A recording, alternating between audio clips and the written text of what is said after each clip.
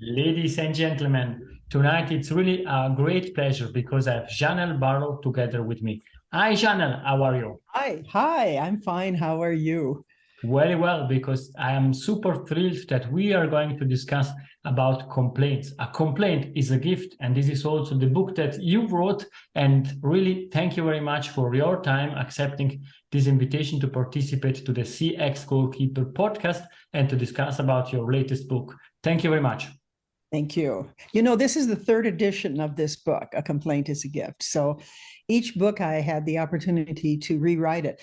My publisher said to me, Janelle, just put a different forward in and a couple of different stories.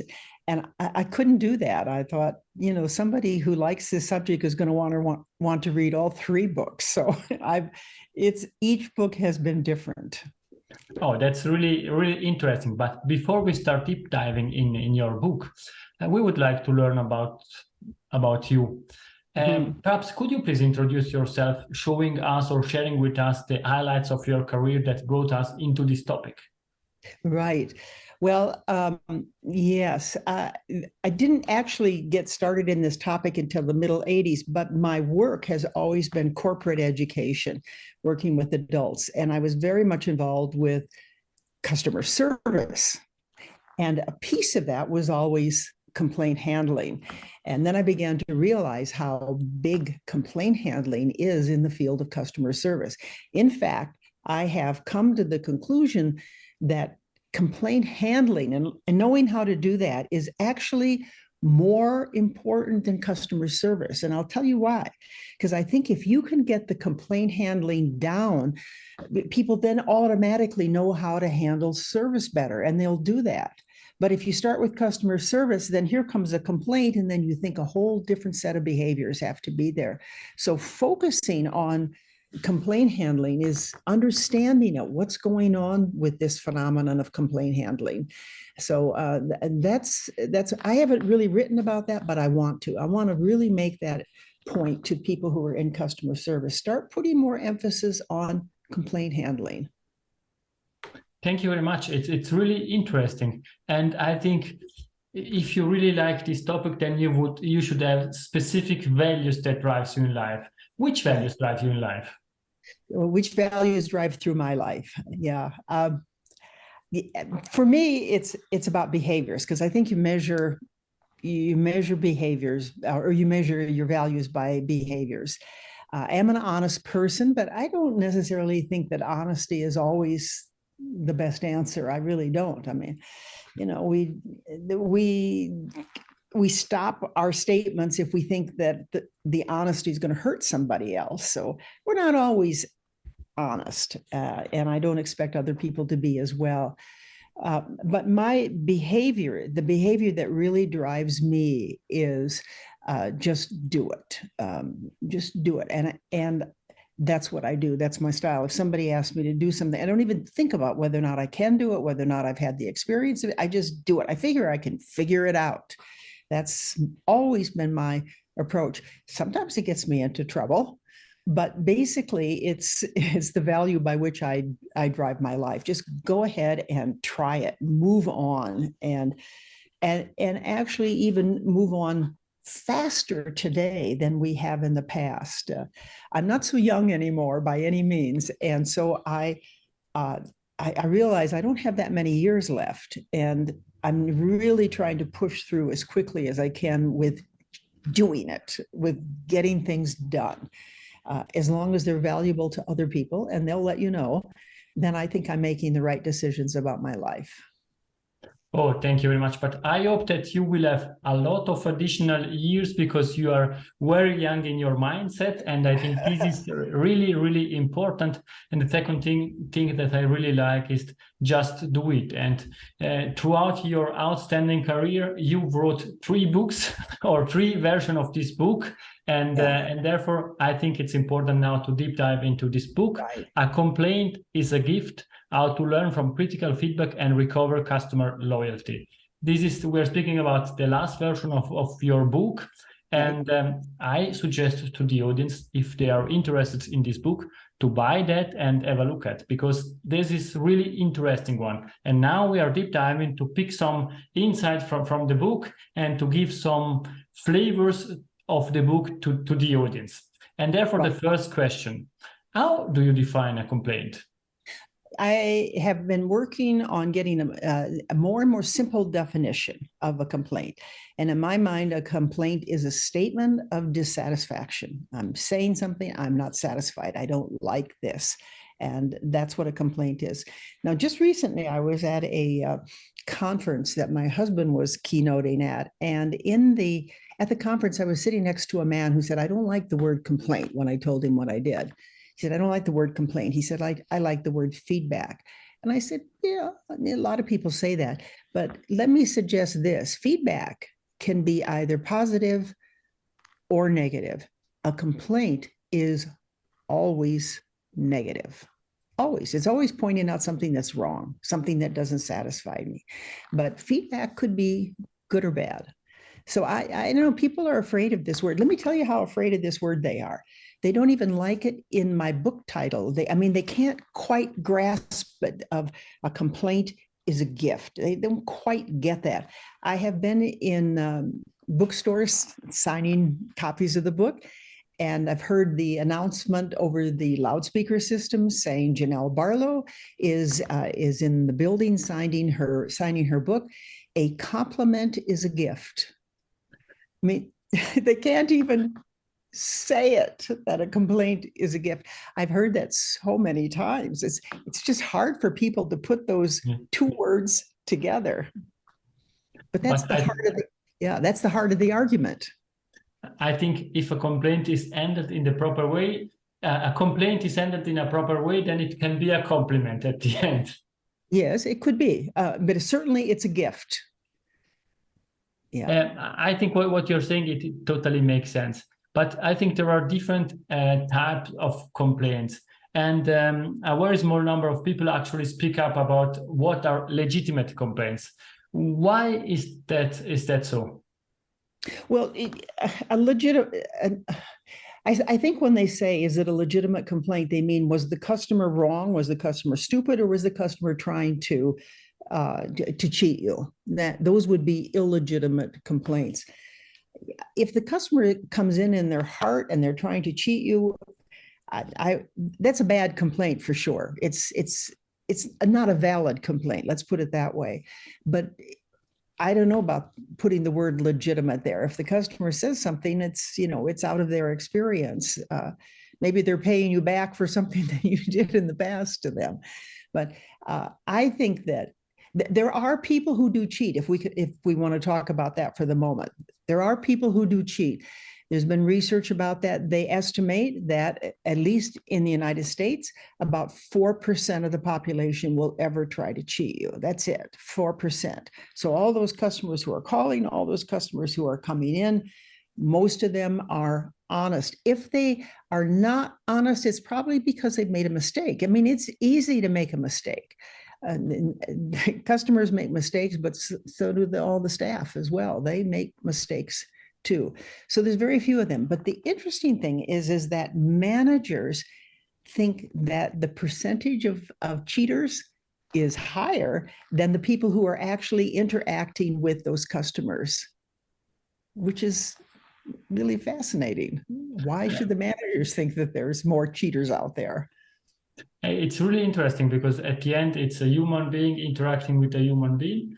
And there it's always trust, basis on trust, how you handle something, if you agree, if you don't agree. And it makes really interesting to really understand human behaviors. You spoke at the beginning about behaviors, and this is really in relation to human behaviors. You're right. That's what it is. I mean, it's human behaviors. I think there are some people who are thieves. I mean, they'll come in and steal. That's not really a complaint. That's an act of illegality to steal. But people who actually come in and say, I bought this at this date and they didn't. They bought it at another date, and they'll they'll, or I just brought it home and then it was sitting there and it just fell apart. Yeah, right. But you just have to accept them that this is what happened. I think what you're saying, totally yeah, makes sense. Yes, it makes no sense at all. It makes no sense at all to say to them, "You're trying to cheat." I know your type. I've seen your type around. Yeah, it makes no sense to do that. No, I think what you're saying make totally sense. But let's go back to the real normal complaints that we know in business. And I think often businesses are seeing complaints really in a negative way. You already mentioned something about feedback, but could you please elaborate a bit on that? Yeah, no, here's what happens when you start thinking that complaints are negative, and that is that you want to stop them. You want to get rid of them. And that's a huge mistake, and it can cause tremendous problems.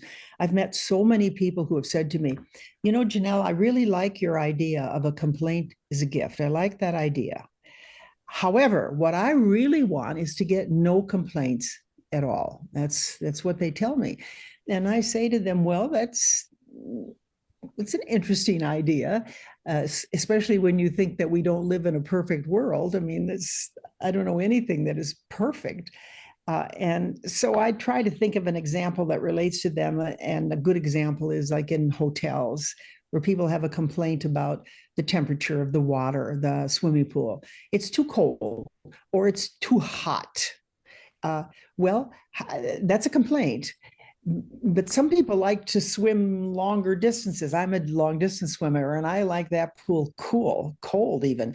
But somebody who says, let's go take a swim, and what they really mean is let's just go down and stand in the pool and talk with each other. That's what a lot of people's idea of swimming is. They want that water warmer.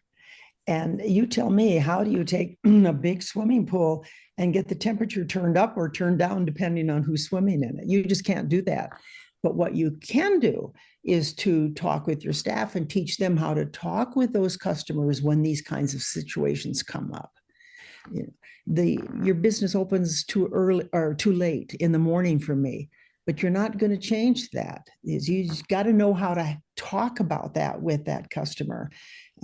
What they really are saying is that I want to do more business with you. You're just not open at the right hours for me. So. Yes, I think what you're saying, it's really interesting, because I am also seeing the difference between Europe, Switzerland in particular, and USA, opening hours of shops. Yes. On your side, they are always open. On our side, it's normally from 8 in the morning until 6, or now since 2-3 years until 8 in the evening, and then they close. And therefore, it's also related to cultural aspects and so on. It's not possible that there is no complaint. I think it would be fair to say to reduce complaints and getting rid of the complaints that are always coming, but not really about all the possible complaints. Is that correct? Yeah, and it's when a company makes a decision that they want to reduce complaints or to get no complaints at all, typically this is how it gets communicated. Let's say that in a hotel, somebody's at the front desk, somebody working there, and the manager says to them, I am sick and tired of hearing about this complaint. Well, that is a direct message to the staff to simply not tell their managers when those complaints come in, or to say, well, that wasn't really a complaint. That was just a question. It wasn't really a complaint. Complaints come a lot in the form of questions. Why don't you? Why don't you have this? Why don't you do this? That's a complaint. And so what they do is they cover up, they deny that a complaint has been registered. I've actually seen this. Something happens in the hotel. I write out that little form, how did I like the service? Fill it out, take it down to the front desk. And they say, I hope your stay here was a good one. And I say, well, I had some problems and here's my response. Now I have turned around and walked away from the front desk to see the clerks tear up my comment. I've seen them literally tear it up. Now I know that what's going on there is there's a manager who maybe is paid a bonus for the few number of complaints they have. But if you think about the consequences of that, the consequences is that you stop paying attention to whatever the customer is complaining about. they can drive a business bankrupt. Some managers have told me that they're very, very sorry that they put an emphasis on, I don't want to hear about that anymore. Yeah, that doesn't solve the problem, unfortunately. No, yes, and I think this is important, and this drives me also to the next questions. The example that you shared was not a good complaint handling, and the people throwing away this paper where you wrote your feedback was not skilled to handle complaints. Which skills are required to handle complaints in a proper way? I think that there are a lot of emotional intelligence skills that are required that typically we just think of the complaint handling as a transactional event between the person who's listening to the complaint and the complainer. It's a transaction between them, but it's actually much more than that. It's one of the most complicated human exchanges, emotional exchanges around. I have also, in addition to the book, A Complaint is a Gift, this year I worked with a co-author named Victoria Holtz, and we wrote a book of 101 exercises to teach people how to handle complaints better. 101 of them. Now, many of these are things that I am sure that if somebody looks at the book, because for example, there's a chapter with a number of exercises on listening, a chapter with a number of exercises on body language, on showing empathy, on all of these emotional intelligence skills. And people may say, but I already had a course on how to ask questions. What we've done is we've taken very specific kinds of things that need to be asked about, but related them exclusively to complaints. It's not just about listening. It's about listening to complaints. So there's a lot of these different skills. Body language is a huge one. The sound of the voice. Somebody rolls their eyes. You've got a problem there.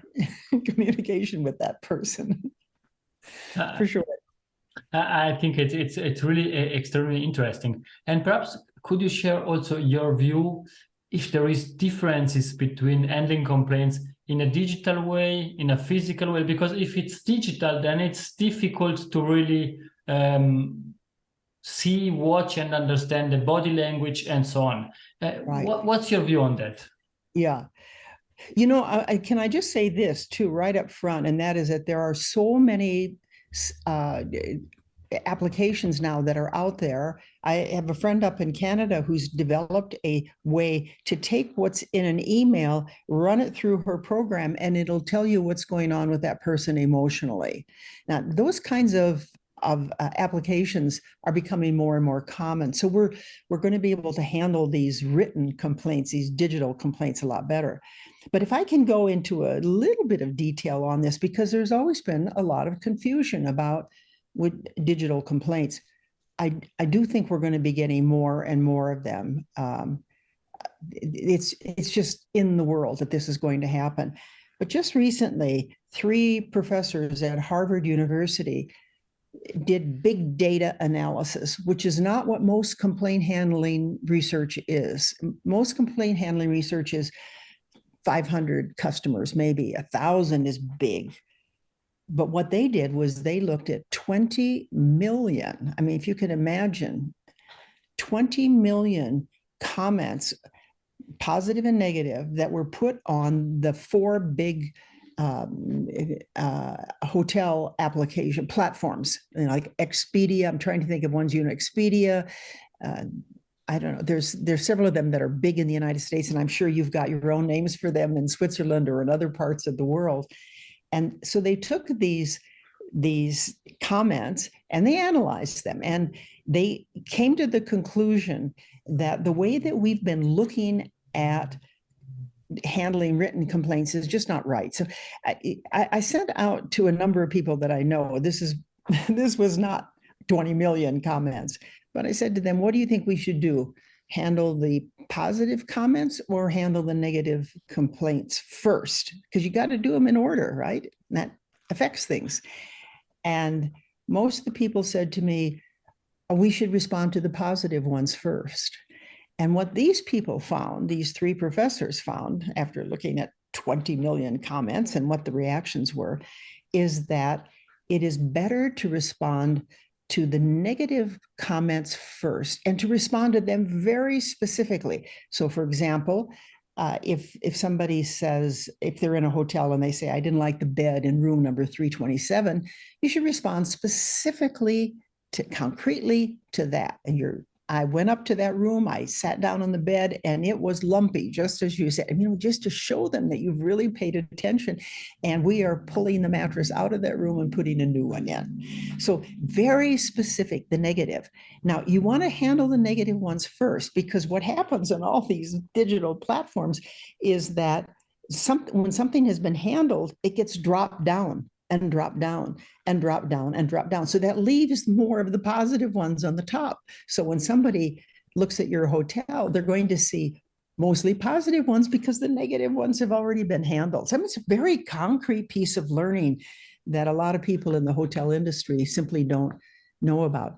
The positive comments, they say this, is do something very fast and very generic, like, yeah, oh, thank you so much for your comment. We appreciated that you liked our hotel and we hope to see you again. So it's nothing concrete. You don't talk about the salad that they bought at the restaurant that they liked. You just really glad you liked staying in our hotel and the service. But you pay attention to the negative ones. So now the positive ones are staying on top. The negative ones are dropping down to the second page, because they only have so much space on the computer screen. So they're dropping down. And what the people who are looking at those reviews, because they do look, like 87% of people today, we just don't stay in hotels anymore without looking to see what everybody else has said. I mean, isn't that your practice? Just unless you know that brand of hotel, you want to check to see what everybody says. So what you're getting to see the more positive hotels, and that creates a mindset in the customer. This is going to be a good experience, and that's what happens. Now, then also this they found out. This is just, in my mind, it's just so fascinating that we're beginning to understand what happens with complaints online, and that is that if your numbers if you do like 5 stars, and your numbers are at 4.4, and you can get that up to 4, or even 4.4. If you can get it up, they'll round it up to 4.5 for you, which means that you now jumped up half a star. If you are below that, they'll drop you down to 4.0 instead of 4.5, and the 4.5 hotels get more bookings. So when people say to me, but there's nothing I can do about all these digital comments. Yes, there is. You actually can influence the algorithms on these big platforms that are all over the world now. And I think, honestly, that's going to become even more important in the next number of years. I think it's going to happen. It's so fascinating. It's extremely interesting what you are saying. And I think this is a discipline or a science in itself to really understand not only how customers are reacting to the complaints, but also how this platform are leveraging and using the feedback and changing that. It's extremely interesting. Really, that's really something that I never heard about, but it totally makes sense. Yeah. And one of the things that I do in my own keeping updated with what's going on in the world of complaints is I use Google search, so that I type in a number of words, and whenever those things appear, I get a daily listing of what's showing up on the internet. And this morning I saw one that was fascinating. It was about a public I guess I'm not sure what that means in England, but it was in the UK. It was called public housing. But I don't think that that's necessarily welfare housing. I think I don't know exactly what that meant in UK, but they said that what they're finding was that the comments that were coming through about people who were living in these public housing was that there was more mold. And this was a YouTube explanation. So when I clicked onto that, it took me to YouTube, and it showed people's houses and it showed the mold. and it was gross. Now, I think we're going to see more of that. I bought this dress and it said this size, but it was way too tight. So I put it on and I let somebody see I can't button it up. That's much more concrete and effective complaining that other people will respond to than just saying that the clothing was not sized properly. You just think about all those things that we need our ears and we need our vision to really understand what the complaint is. And since YouTube is used, or you could go onto any of these, TikTok or any of these things, and take a look at them, and you're going to get visual pictures of what the complaint is. And that can be very harmful to a business's reputation. Oh, that's really extremely interesting. And we could chat about a complaint is a gift for hours, but now we are coming to the end of this game, but I still have some questions for you. Let's think in the future. In 10 years from now, we are back on the CX Goalkeeper podcast. Super happy to have you. What we are discussing about? I think what we're going to be talking about is more electronic complaints and how this is coming through on the internet. I just as I explained, and I think that we're going to get visual pictures of it. I mean, we've all got our phones around, and we're just going to be snapping pictures of these things. And so it won't be considered an intrusion for somebody to say, could you send me a picture, a snapshot of that so I can see what happened? No, I mean, I will voluntarily do it because it's what I think we will all be doing. We will absolutely be communicating with video. And that you can't deny what the video says, or at least unless that person spent a lot of time changing the video, you can't deny it. So it's going to be much more powerful. Instead of just saying, and that person was rude to me, I actually have got my camera going, taking a picture of this person being rude to me. Or a video and not only a picture. Well, that's what I meant. I meant a video. Yeah, you're going to see videos about these things. And yes. It's going to be dangerous. Yeah. And your fruit, your apples were rotten. So now I take my video out and I take a video of my camera, my smartphone out, and I take pictures of the fruit with that's mushy. And that's somebody looking at that's going to say, ugh, I don't want to go shop there. Yes, thank you very much. I hope that we will really discuss about this topic, because it was really extremely interesting to speak about A Complaint is a Gift, the third version of the book that you wrote. Now we are in the extra time, the last 3 minutes of this game, and I still have we get extra kicks. Exactly. Three questions for you. Okay. A part of the books that you wrote, is there a book that you would like to suggest to the audience that helped you during your career or during your life? Well, there's a lot of them, and a lot of customer service books that have been very good. I really like to see. I think I have one. Yeah, I like the work of this guy John Goodman. He's the one who did the original research on complaints. Now his books are pretty academic, but they're worth looking at. And he's been gathering lots and lots, and I'll hold it up a little bit longer, promote his book, John Goodman. He was the one who did the original research back in the 1980s and concluded that only about 4% of people will actually complain. That research has stayed throughout this whole time.